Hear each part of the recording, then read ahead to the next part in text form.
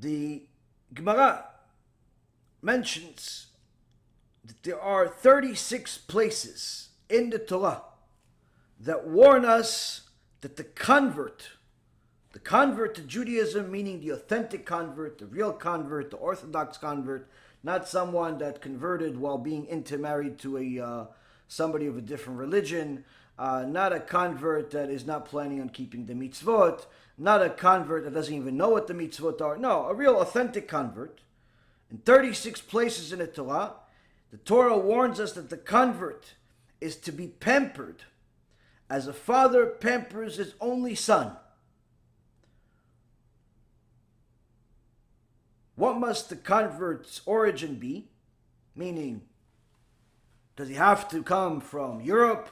Does he have to come from Africa? Does he have to come from a rich family? Does he have to come from a learned family? Where does he come from, this convert, that we have to treat him so extra nice? And we're going to go into the details of what does it really mean, extra nice? Like what? We have to buy him lunch every day? Like what's this extra nice? Listen, you want to convert, that's your problem. What's the whole thing?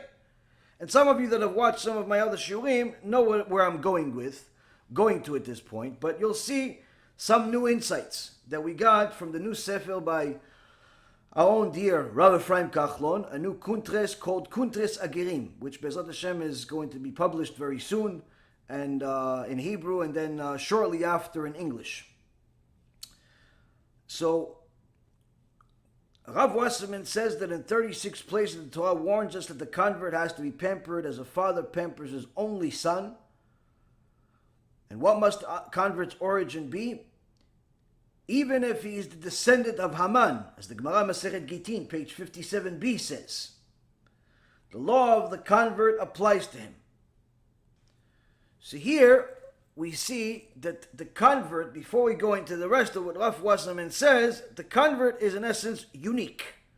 He's not like everybody else. Why? Because this convert, it doesn't really matter what his background is. Even if his father is Amalek himself, doesn't make a difference. He's righteous, you have to give them all of the special conditions that are mentioned in 36 places in the Torah, you have to continue doing them. Now, what are some of these things? What are some of these things about converts that we really, truly need to know, especially in this generation? Why especially in this generation? Because the Gemara in Masechet Avodah Zarah, page 3b in the beginning of 4a, says that the generation before Mashiach is going to have many converts, many people converting to Judaism. Now, this may not seem like such a great prophecy by our sages from 2,000 years ago.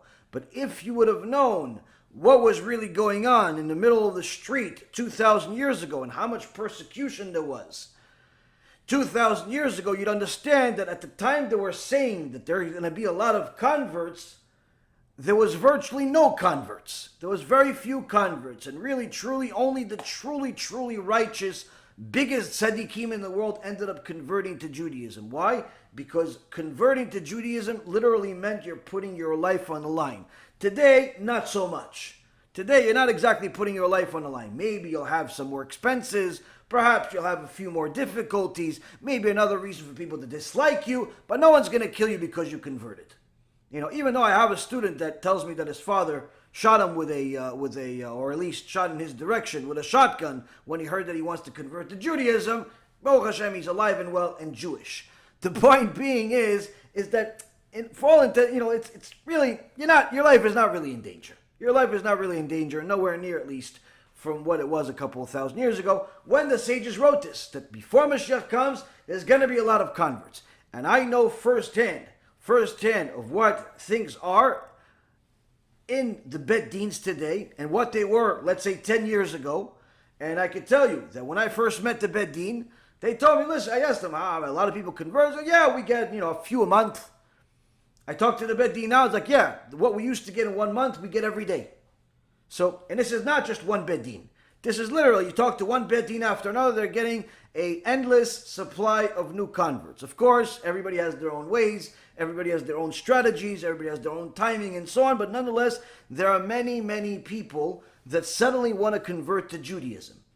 And this is, in essence, one of the promises promises that HaKadosh Baruch Hu made to the righteous Gentiles around the world at the time of Matan Torah, at the time of Mount Sinai, when he gave us the Torah, because he saw that there are some Gentiles that wanted to join Am Yisrael, but could not, because their nations did not want to join Am Yisrael. Their nations did not want to accept the Torah. So he made a promise to them that he will bring them back in a generation, he will bring them back in a lifetime, where he will give them an unusual opportunity to convert to Judaism. What does it mean, unusual opportunity? Simple. You're waking up, you wake up, you're not Jewish. You go to church your whole life, or you are atheist, or you're a Buddhist, or whatever you are, you're an Arab, whatever you are, your whole life, and then suddenly, out of nowhere, you decide that you want to ask a few questions, and those questions lead you to a sudden interest in a religion that's the opposite of what you believed your whole life, and you actually like it, accept it, and you can't get that thought out of your mind. You suddenly have this desire to become a Jew, even though it means it's the opposite of everything you've ever known, even though it means that everything that you know of, all your friends, your family, your colleagues, and so on, they're all living a lie, because now you have the real truth, and you are willing to expose this to the whole world. And with all of the problems that come with it, all of the issues that come with it, you simply don't care. Now, if you think about it, it actually doesn't make any sense. It doesn't make any sense. Why would you give up your marriage, your job perhaps, your position in the community, money, all these different things, just to go become a Jew? It actually doesn't make any sense when you think about things of this world. It doesn't make any sense at all. Listen, you like the Torah? Fine. Just be a Noahide quietly. Like, why do you necessarily need to go the extra mile to become a Jew? That's the promise. HaKadosh Baruch Hu, in essence, made a promise a few thousand years ago to those people that wanted to become part of Am Yisrael but could not.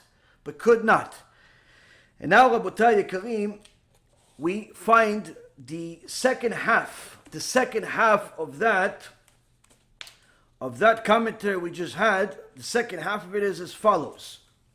In the Gemara, Masechet Pesachim, as it states in the new Kuntres, the new book by Rabbi Ephraim, our own dear Rabbi Ephraim, Kuntres Agerim, which is a book about different sources in regards to conversion.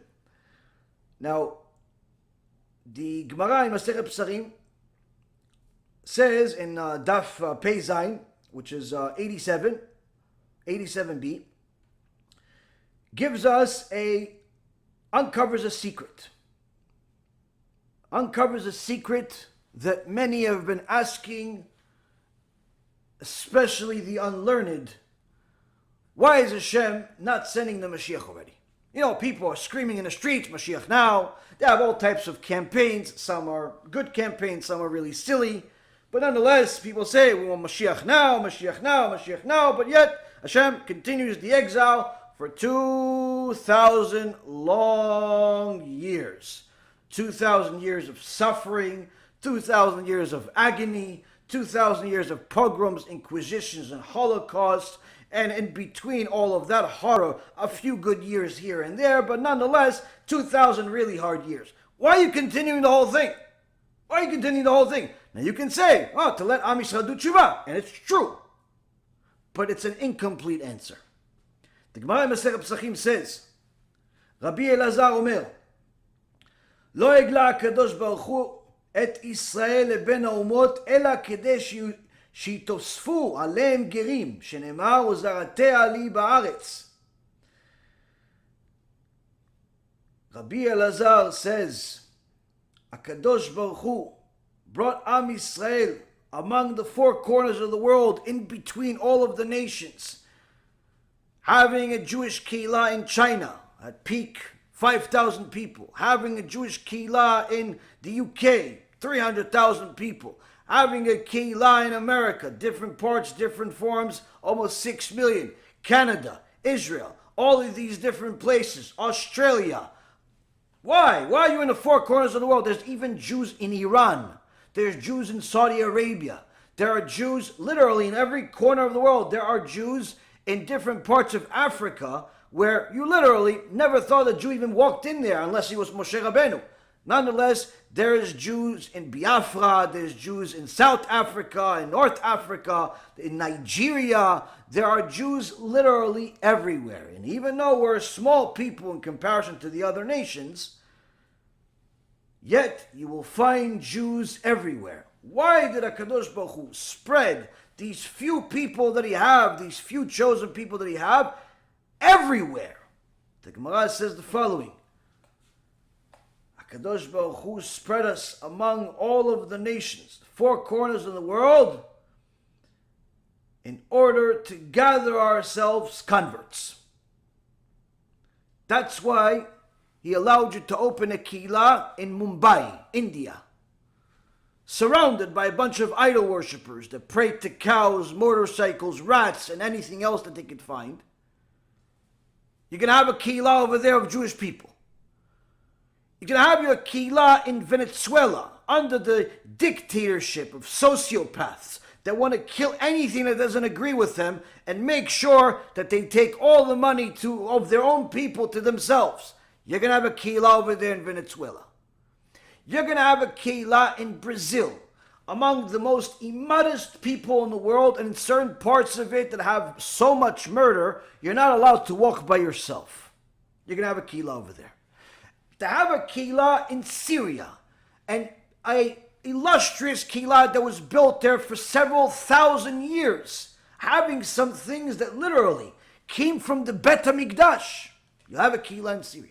Have a kehillah in Iran, even after the whole destruction and they became practically terrorists that everybody hates but no one really knows what to do with. They can't wait to get an atomic bomb so they can blow up the whole world. You still have a kehillah over there in Iran. To have a kehillah in Ethiopia, among a bunch of people that all they want to do is practice idolatry of Christianity, and otherwise you're going to have a bunch of black Jews over there, tzadikim gmurim, completely disconnected from the world. You're going to have a kehillah in Yemen, among all the poverty in the world, where you see that the heritage of the Yemenite people is perhaps the strongest one out of all of Jewry, because you literally see that some of the things they did 3,000 years ago, they actually still do now. The things that the rest of us do are similar to what we did back then. They do literally some of the same exact things, whether it be the food or it be different customs and so on. I mean, just look at some of their food, for example. Most of the food of the Yemenite is dough. Why? You would think, oh, what, they really like dough? No, dough is really filling. And when you're poor and you don't have anything, you can afford dough. Dough can feed, a little piece of jachnun can feed a family of 6. The point being is that you're going to have a kehillah in there. You're going to have a kehillah in Morocco under dictatorships of different kings. Some hated us and killed some of our righteous people, like the Baba Salih's older brother, in open daylight with a vicious way, when a cannon shot him straightly just to show how powerful this king was, is Menuval, Rasha Merusha. But honorary kings from Morocco, like the one they have today, that gives honor to the Torah, honor to the Jewish people. He's given extraordinary honor and respect to the Jewish community there in Morocco today. Rabbi Yaron Reuven over there is leading, and Baruch Hashem, fantastic relationship with today's king in Morocco. According to Rabbi Yaron Reuven, it's the safest place for Jews today. I don't necessarily debate that. I think he may be onto something. The point being is, HaKadosh Baruch Hu puts a kehillah in Morocco, puts a kehillah in Belgium, puts a kehillah in England, puts a kehillah in Australia, in China, in Venezuela, Brazil, different parts of the world. Why? And so the Gemara says, you have the kehillah, not just you can get the kehillah to be strong. You could all do that in one country. What's the kehillah everywhere? Gather my goyim that want to be Jews. Gather my goyim that want to be Jews. Gather those. Why? I made them a promise. I made them a promise 3,300 years ago. They wanted to be Jews, but they couldn't. So, I promised them, I'm going to bring you back, and you're going to have the opportunity.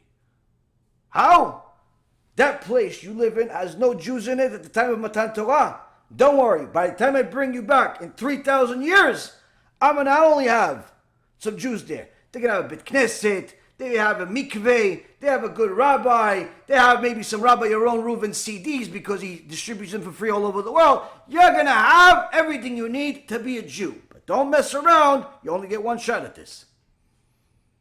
Rabotai Karim, one of the reasons why Am Yisrael is still in the exile, and not only in the exile, but literally in all four corners of the world, is because of our obligation to help HaKadosh Baruch Hu bring back the converts. Bring back the converts. Bring them. Why? HaKadosh Baruch Hu loves the converts. He loves them.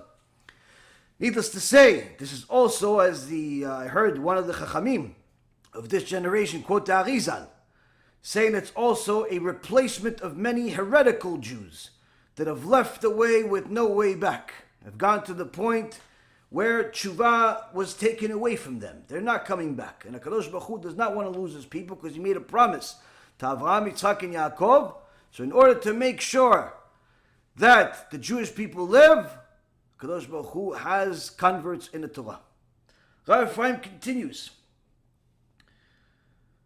The Yalkut Shimoni in Parashat Vayetze in Remez 129 says what happens when you're not exactly welcoming of converts.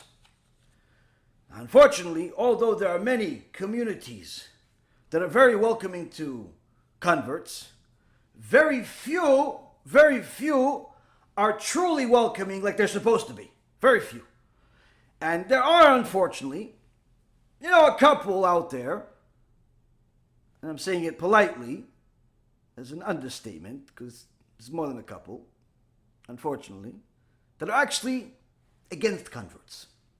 And you tell them, you do realize that in 36 places in the Torah, Kadosh Baruch Hu says, you have to love the converts, you have to help them, you can't pressure them, you have to do everything you possibly can to help them. In fact, you have to love them as much as you love God, which is a much higher than you love a natural born Jew. I mean, we're going to get into that. And you not only don't like them, but you actually show and express that emotion publicly, openly, by putting a sign in your Bet Knesset saying we don't accept converts. You tell people don't marry this person. You tell them if you could come, but we're not going to count you in minyan. You kick them out of your mikveh, and all types of other awful things I've unfortunately witnessed. This is what you do. 36 places in the Torah. You realize every time you do it, you're making 36 different sins in the Torah. You do realize that HaKadosh Baruch Hu says, when you make a convert sad, you heard him? He cries to Hashem. She cries to Hashem. HaKadosh Baruch Hu says, there's a verse in the Torah. A verse in the Torah says, HaKadosh Baruch Hu says, I'm going to take out my sword, I'm going to kill you. Why? Personal revenge. Doesn't say that about any natural born Jew. Says it about the convert though. And you go against them. Okay, maybe you don't like this particular person for whatever reason or another, but you just classify all converts as the same. Do you know what you're dealing with here? Let's see. Yalkut Shimoni says, V'achot lotan timna. Sefer Bereshit, chapter 36, verse 22. The sister of Lotan was Timna. Who was the sister of Lotan was Timna? She was Bat Chashuvim. She was a daughter of important people, monarchy. And this daughter of the head of Timna, came to Abraham and said to him, let me convert. Let me marry into your family. I want to be a Jew. Obviously, there was no Judaism at the time, but nonetheless, let me become part of the family. For whatever reason or another, Avraham and Yitzchak rejected Timnah. And Timnah said, I'd rather be the maidservant to the wicked in his family, to Esav, to the one that's against, but he's still part of the family of Abraham. I'd rather be the maidservant in his family than continue being the princess of Timnah. And she married the son of Esav, and their son, Timnah's son, was Amalek. As the Yalkut Shimoni says, and so does the Midrash Me'am Loeh says, This was in essence a rebuke from Hashem to Avraham Avinu. Why did you not convert her? Why did you not welcome her? You made a mistake, and for that your descendants, you caused their suffering by not welcoming her. Your descendants will suffer from Amalek, from her son, until Mashiach comes. Here we see that our Torah is not biased. Our Torah does not hide the errors, if we're even allowed to say such a thing. If it wasn't written, we wouldn't be allowed to say it. But the errors that HaKadosh Baruch Hu pinpointed that our own patriarchs made. Now, of course, I'm sure that Avraham had his reasons. They didn't think that Timnah was really authentic. But nonetheless, HaKadosh Baruch Hu was still upset at this to the point where it was measure for measure punishment that her son was Amalek. Now, Rabotai, the most famous convert that we have in the Torah is Yitro. Yitro, Kohen Midyan, Choten Moshe, and it says in Exodus 18, verse 1, who left the world of idolatry. He practiced every form of idolatry, had countless money, very similar to a pope today, and left it for the sake of Torah.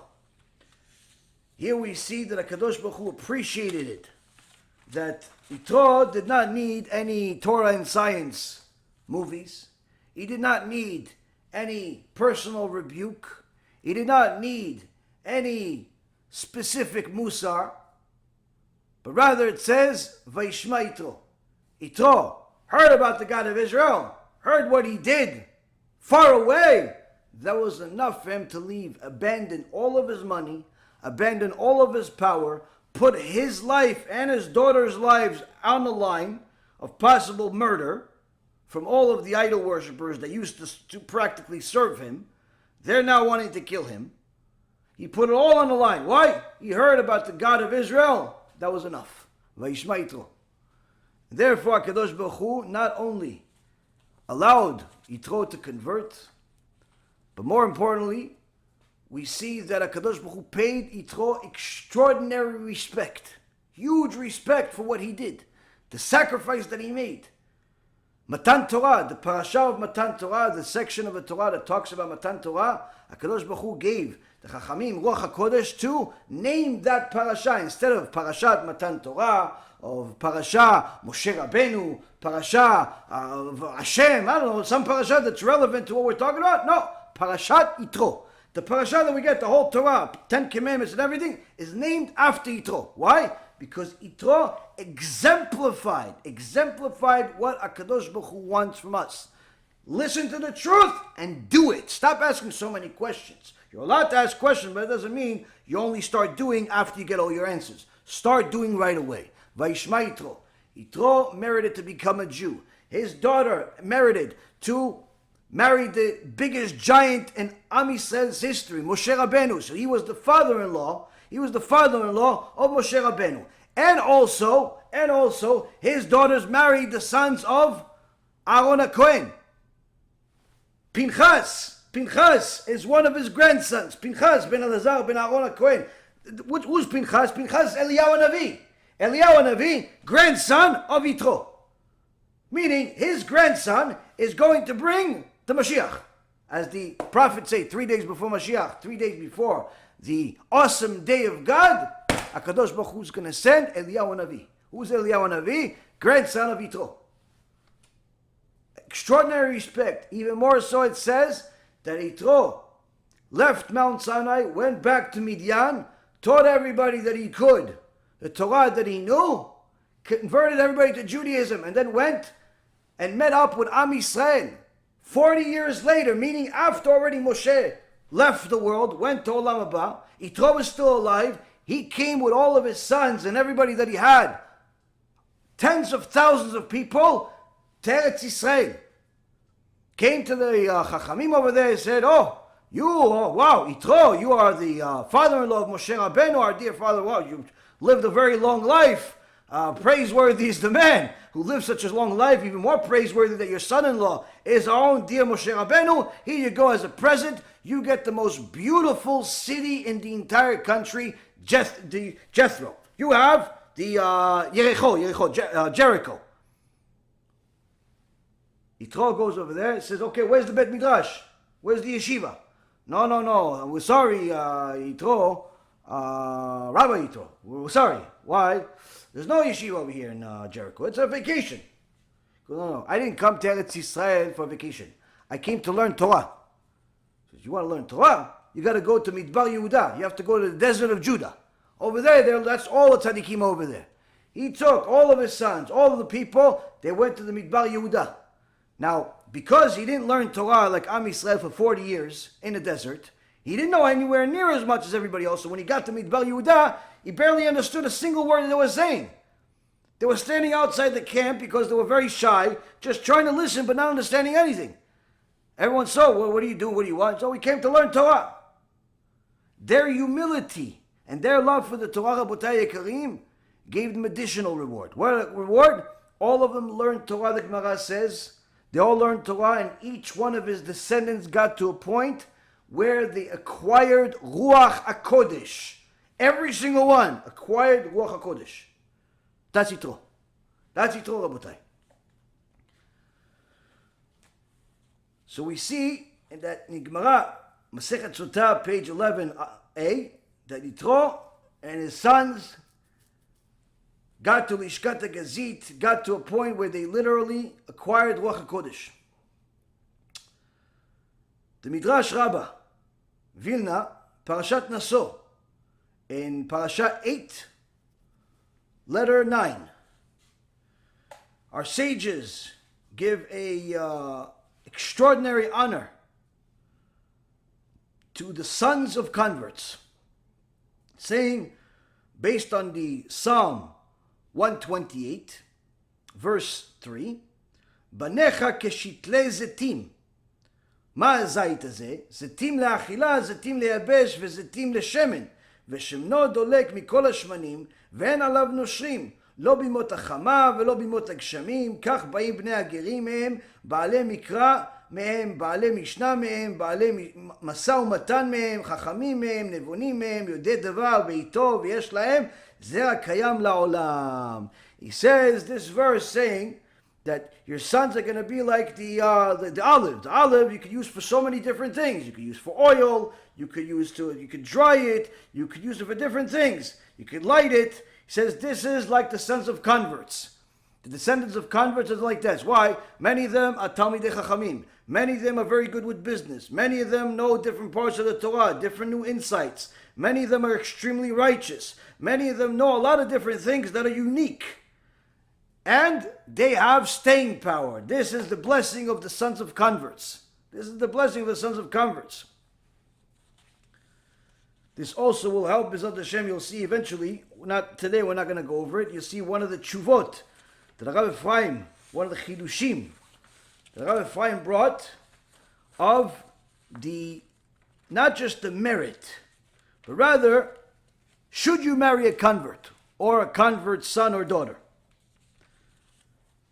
So now in our history, who are the converts that we know of, that are the most famous? First and foremost known, Rabbi Chaim Paltiel in Bereshit, in chapter 26, verse 6, and also in several other places, knows Avraham Avinu. Avraham Avinu is known as the original convert.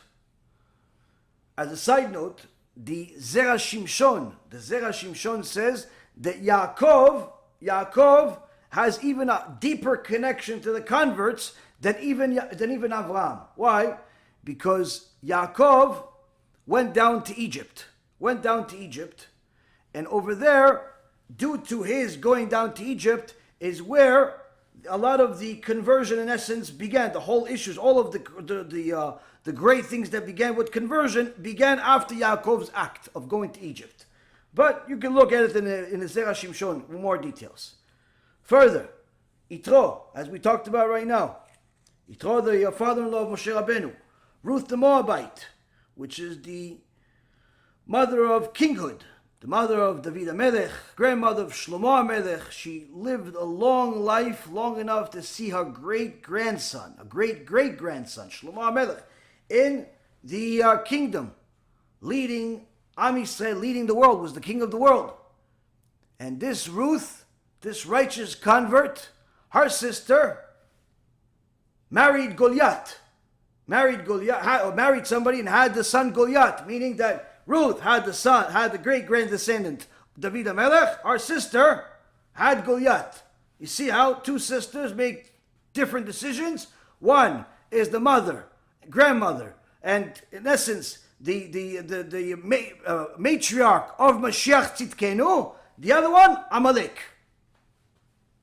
Two sisters, grew up together, played toys together, jump rope together, everything.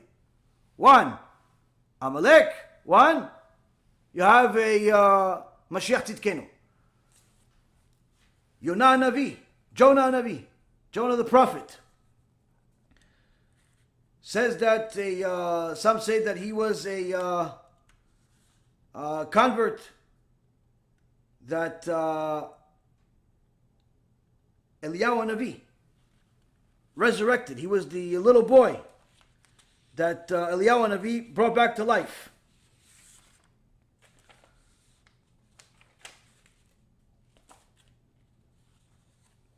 Menubaz, the king, the righteous king, who opened all of his treasures in the difficult years and gave his tzedakah in Gemara Masechet Baba Batra, page 11, 11a. And also the Maharsha over there says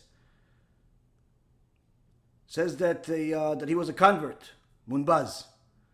Ovadia the prophet, Gemara Masechet Sanhedrin, page 39b, says he was a convert. The tzaddikim that sat at the Lishkat Agazit, where from there came out the Torah of Am Yisrael, who were the sons of descendants of Yitro. Onkelos, who was not only from the family of the Caesar, but became a righteous convert who brought back the Targum. The Targum is part of our oral Torah that gave us the literal interpretation of the Torah itself, but was lost at some point. And Onkelos, meaning not lost in the world, but literally very few people know it. Onkelos, the convert, brought back the light of the Targum to the world, and till this day, the Targum is called Targum Onkelos. And there's a halacha in Shulchan Aruch that you have to read the weekly Torah portion twice and the Targum of Onkelos once. That's the weekly parasha, but there are some sages that say that if you read the commentary by Rashi, that's also just as good. But nonetheless, the original halacha is Targum Onkelos, which he preceded Rashi by 1,000 years or so, more than 1,000 years. The Tana Kadosh, the holy Tana, Shmaya in the Gemara Masechet Brachot, page 19a, and also Masechet Gitin, page 57, talks about Shmaya being a convert. Avtalion also, in same Masechet Brachot, page 19. Shmaya and Avtalion were the heads, with two huge tzaddikim, two extraordinary converts, which were so big, so smart, and so righteous that they changed the rules for them. They became the heads of the Sanhedrin, which is never happened again. It's unheard of. You don't make a convert into the heads of the Sanhedrin. Shmaya and Avtalion became the heads. They just simply were exceptional in every single facet, that it was literally the sages of the generation made a takana just for them. That's how extraordinary they were. They were before Rabban Yochanan ben Zakkai, they were before Rabbi Eliezer ben Hokinos, they were before Rabbi Akiva, Rabbi Shimon bar Yochai. They were the Zugot, the beginning of Pirkei Avot, beginning. They were the original sages. Shmaya and Avtalion. Rabbi Akiva himself, his father was named Yosef. He was a convert. So Rabbi Akiva was the son of a convert. The Magen Avot says, as a commentary on Avot 3:13, and also in the Sefer Yochasin, page 37. Also the Tana, Rabbi Yochanan ben Torta, the Tosfot Yeshanim, in Masechet Yoma, page 9a, says that the Tana, Rabbi Yochanan ben Torta, was a convert. Who's Torta? His father's name is Torta? No, Torta is actually a bull or cow. He learned how extraordinary Judaism is from a cow, from a bull. Why? He bought one from a Jew, and he saw that this bull is not working. So he came back to the Jewish owner. He said, "What's going on here? This bull doesn't work." He says, "Oh, I'm sorry. This is my bull. He keeps Shabbat." He said, "What? What's that?" So, "Oh, this bull keeps Shabbat, but don't worry." He whispered in his ear. He says, "From now on, you're owned by a non-Jew. You're allowed to work on Shabbat." And he saw that the bull go back and started to work. This Gentile saw that the cow understands, the bull understands what Shabbat is. He was so enamored by it. He says, "I have to become a Jew. I have to become a Jew." And not only did he become a Jew, became one of the Gedolei Ador. Became Rabbi Torta. Rabbi Yochanan ben Torta. Also, two famous Tanaim, a Tana ben Bagbag, and also ben Hehe. Two extraordinary Tanaim we see in Pirkei Avot, we see in the Gemara. The Tosfot in Masechet Chagiga, page 9b, talks about how it's these two converts, some say it was the same person. The Tana Rabbi Meir Baal Hanes, the Rambam writes in the commentary to the preface to the Mishnah, that Rabbi Meir Baal Hanes was a convert himself. The Amora Rav Shmuel Bar Shilat, Masechet Sanhedrin, page 96b, says that the Amora Rav Shmuel Bar Shilat, the Amora Rav Yehuda Nedoah, in Masechet Kiddushin, page 22b, the Amora, and the son of Rav Yehuda Niskar, Rav Shmuel, converted with him. Rabbi Avraham the convert. Rabbi Avraham the convert is perhaps one of the most famous converts that ever lived. He's noted by the Tosfot in Masechet Kiddushin, page 71. In the Midrash Yalkut Shimoni, in the book of Joshua, in Remez 9, says that there were righteous women that were righteous converts. Osnat, Tzipora, Shifra, Pua, Batya Bat Paro, Rachav, Ruth, Yael. We see here, Rabotai, some of the most righteous women that ever lived, converts. Rabbi Yehuda Chassid, the Gaon, Rabbi Yehuda Chassid, who was an extraordinary Chacham Mekubal in the about 800 years ago, wrote Sefer Chasidim in Siman 377.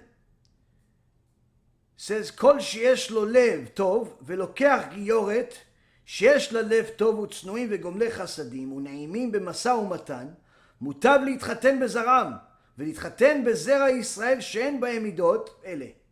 לפי שהזרע של גר יהיו צדיקים וטובים, ומעין זה אמרו בגמרא, in מסכת אוריות, page 13a, כל היוצאים לשג יורת. Here Rabbi Yehuda Chassid was one of the Gedolei Ador 800 years ago, wrote an extraordinary sefer called Sefer Chasidim. This is obviously 400 years before Chassidut of the Baal Shem Tov. He says, anyone that has a good heart, meaning is a good-natured person, who finds a righteous, good-natured convert, and they're both modest and kind and good and honest with business, it's better that they marry this convert. It's better that he marry this convert than to marry a natural-born Jew who doesn't have such character traits. People think, no, this one is a natural-born Jew. It's better that you marry them than marry this guy that used to be an Arab. It's better that I marry this natural-born Jew, this Israeli even, or this American Jew. Better that I marry this guy who used to be Chinese, or this girl that used to be, Persian, or whatever she was. Wrong. Sefer Hasidim says the opposite. It's better you marry the convert who has these good character traits than to marry someone who does not have a good character. Why? Because the seed of the righteous convert is good and righteous. And that's why the Gemara says that to marry the converts. And we're going to get Tshuva B'ezrat Hashem from Rabbi Ephraim, who says it's actually, there are some great sages that say it's preferable to marry a convert. Preferable to marry a convert over a natural-born Jew. So much so that Rabotenu HaKadoshim loved converts. In the Mishnat Rabbi Eliezer, Parasha 16, in Amud, in page 301, says that converts were so beloved that all of the prophets call themselves converts. Not necessarily all of them were converts, but all referred to themselves as converts. חייבים הגרים שבגללן גלגל הקדוש ברוך הוא עם אברהם אבינו במילה עד שהגיע ל-99 שנים. Because Hashem loves converts so much, HaKadosh Baruch Hu waited for Avraham 99 years before he gave the Brit Milah. Because if Avraham would have done the Brit Milah at 10 years old, or 20 years old, then it wouldn't have had such significance. Because no one would have been able to convert with him. Because when Avraham Avinu had the Brit Milah, he brought a bunch of people with him together. But when he was 10, he didn't have a following. When he was 20, he didn't have a following. So HaKadosh Baruch Hu waited 99 years for Avraham Avinu to do the Brit Milah. Why? Because now he can bring a bunch of converts with him. That's how much HaKadosh Baruch Hu loves converts.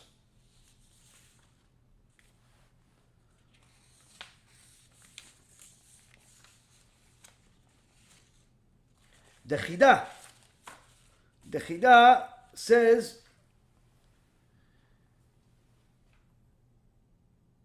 who was an extraordinary Mekubal, a Posek Halacha, says in the name of the sages of Ashkenaz that Am Yisrael is Kedoshim. And everything that's Kadosh, tzarich tosefet. V'lechen nitosfu aleim gerim.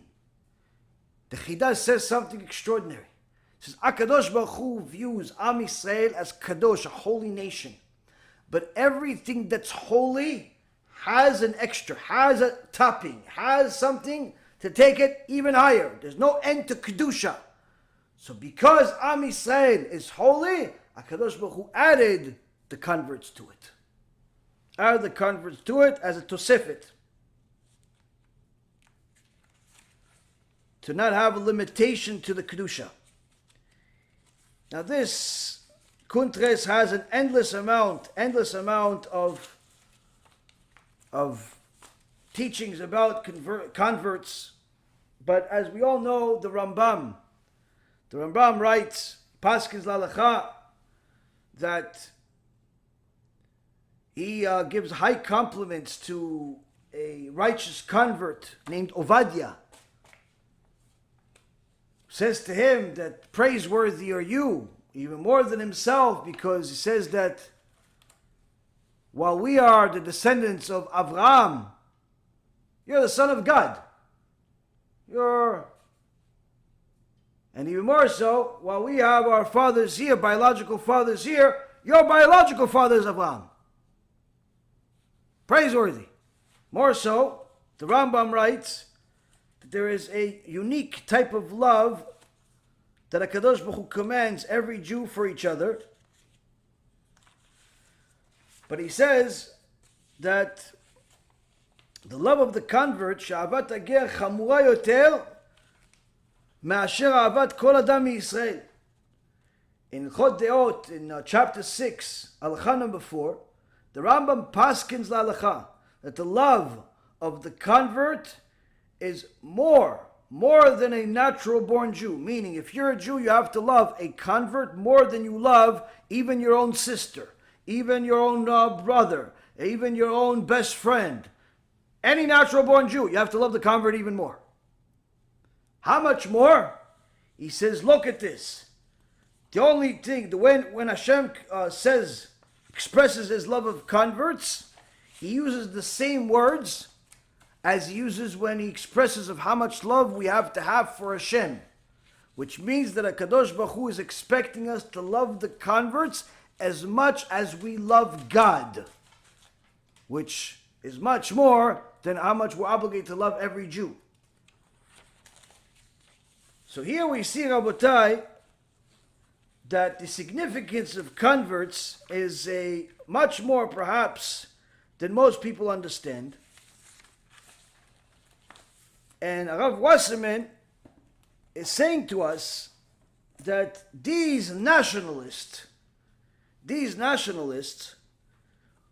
have the idea that anyone can just simply be a Jew, not because of their righteousness like the converts that follow the Torah, but rather just because they agree with our idea that the land of Israel is important. That's it. So Rav Wasserman says in 36 places in the Torah commands us to pamper and father his converts as if they're the only son. On the other hand, if a convert has bad origin, comes from Haman, doesn't make a difference. Still, all the laws apply to him. But on the other hand, if a Jew, natural-born Jew, if a natural-born Jew is disloyal to the Torah, goes and converts to Christianity, what happens to him? We know what happens to a Christian that becomes a Jew. Christian becomes a Jew, we have to love him even more than a natural-born Jew. An Arab that converts to Judaism, you have to love him more than a natural-born Jew. In fact, even if Hitler, if Hitler would have converted to Judaism after killing 6 million people, we would have all been obligated to love him more than we love any Jew. And we have a proof of it. What's the proof? At the time of the destruction of the Bet HaMikdash, Nebuchadnezzar sent his leader, Nebuzaradan, who killed millions and millions of people. After killing millions and millions of people, Nebuzaradan got the insight that the true religion, the truth in the world is Judaism. And he converted to Judaism. After murdering millions of Jews, he converted to Judaism. And he got to Ruach HaKodesh. HaKadosh Baruch Hu accepted him. So if a heretic, a lowlife, a degenerate, a murderer, a rapist, whatever he is in the past, leaves his past, adopts the entire Torah, follows everything, abandons the path completely, no connection whatsoever. He goes and he takes the entire Torah. She takes the entire Torah, all of the laws of modesty, all of the laws of kashrut, everything. She takes the entire Torah. She lives everything. He lives everything. We have to love that person more than a natural-born Jew, even if the natural-born Jew is righteous. What happens if a formerly righteous, decent Jew goes off? But not off like he starts eating tarif. Off to the extent that he joins one of these missionary groups. He decides to become a Christian. He decides to become one of the people that leads Am Yisrael astray. Rav Wasserman quotes the Gemara in Masechet Avodah Zarah, page 26b. He says that an Israelite that proves disloyal to his faith even if he is the son of the greatest rabbi in the world, he comes under the ruling of to lower and not to uplift. What does it mean to lower and not to uplift? Let's open the Gemara.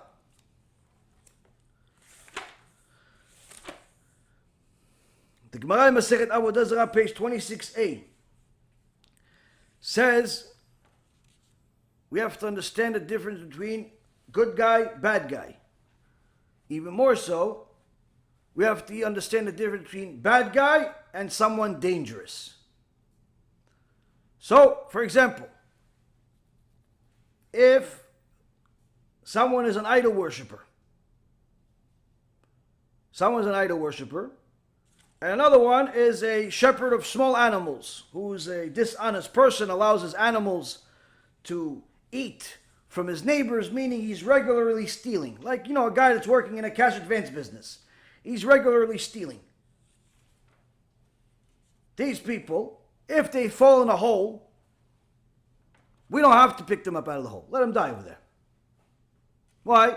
One guy's an idol worshiper, so we don't have any obligation to save him. And the other guy, he's a thief. He's hurting people.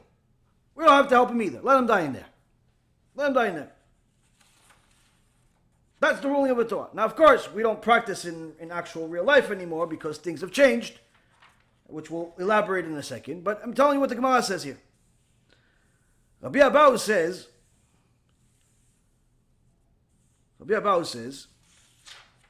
that while we do not help take out the someone that's a regular thief and someone that's an idol worshiper, we don't save their lives. We don't take them out of the pit. What about minim and mumarim and the informers, the missionaries and the renegades? What do we do with them? Rabbi Abahu says, them, it's not only you wouldn't save them if they're in the hole. Them, you're allowed to push them in the hole, meaning you're allowed to kill them. You're allowed to kill them. Shem Yishmo. Now again, none of this we practice in today's world because the world has changed. And if the world was the same as the time where the Torah ran the world, where the kinghood of Chizkiyahu, the kinghood of David, the kinghood of Shlomo, Moshe Rabbeinu, we're allowed to practice these things. But today we can't. But in those days, if the opportunity arose to kill one of these missionaries, to kill one of these informers, to kill one of these renegades, we'd be allowed to kill them. And it would be actually a mitzvah according to the Rambam in Ilchot Rotzeach, chapter 4, verse 10, halakha number 10. Again, I have to emphasize, not applicable today. Why not applicable today? The Chazon Ish in Yoreh De'ah 2:16 says that this was based on a law of the Masechet Sanhedrin 46a, where it was at the time where the Torah law prevailed in Eretz Yisrael, and the Beit Din had the power to impose the corporal punishment, even when such punishment is not actually specified in the Torah, in order to preserve the integrity of the Torah. But in later times, such as today, where the distinction between good and evil has become blurry, taking the initiative to eliminate a wicked person without bringing him to judgment would have defeated the purpose, since this would have been perceived simply as an act of violence and would have only added to the woes of society, and therefore this law ceased to be applicable in today's age. But what is the lesson that we learn here?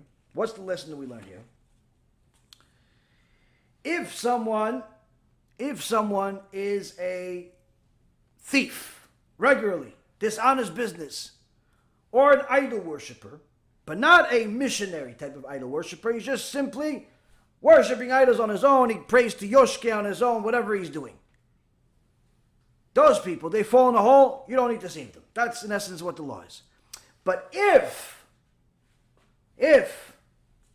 he is a missionary, which means that he could be a natural-born Jew.